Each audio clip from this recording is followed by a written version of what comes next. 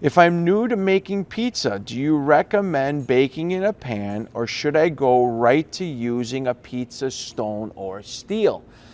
This is awesome as well. A lot of people that know me know that I started making pan pizzas at a very young age. We talk about on the East Coast, the grandma style pizza. That's the pizza that I fell in love with first. I can remember from as early as I can remember, my grandmother and my mother taking these beat up old worn out trays that weren't anything special. They were very cheap tin, aluminum material, but that was what they used to make these pizzas. The great thing about using a pan is that we put a very fine coating of oil into the bottom of that pan, and then we start to press that dough into the pan. We cover it with some plastic wrap, or my grandmother would use a damp kitchen towel on top of it, and we would let it raise for maybe about an hour, and then we would start to press it again. We'd continue doing that process until it reached the edges of the pan. Once it reached the edges of the pan, she would already start putting her tomato sauce and cheese or whatever else was going to go on top of that pizza and would bake it.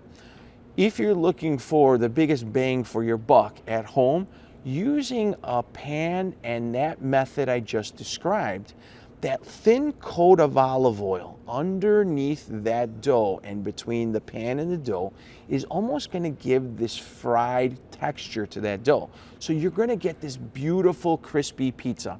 And that's the thing I love about using pan at home, especially at home, or if you're at a pizzeria and you only have the ability to make one pizza. My personal preference would be go ahead and find yourself a great pan. Now, if you say, I don't want to do a pan, or I've made pan pizzas and now I'm ready to start exploring other styles, that's when I would tell you, start making dough balls. Get into the habit of working on pressing out your dough.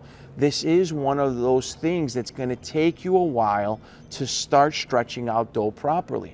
I get a lot of questions and a lot of troubleshooting comments on my dough seems really tough or dense or chewy because I stretch the dough a certain way.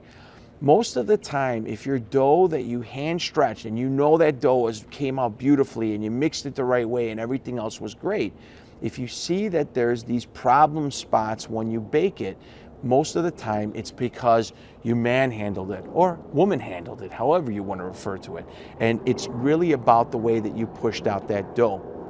I will be following up soon and making some videos on the proper method for stretching dough at home, as well as for all you bakers and getting into your first pizzeria or baking, whatever you're doing on the professional level.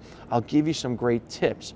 These are all videos that I will be doing in the future, but if I had to say which is my personal favorite, definitely a pan pizza, because it reminds me of my grandma, and I think that it gives you the best pizza at home. It's not supposed to look perfect, but I think that's what makes it great, because it's so crispy, it's so light, there's no way to really screw it up because it's all in a pan. You stick it inside the oven and you don't need any other equipment other than just a pan.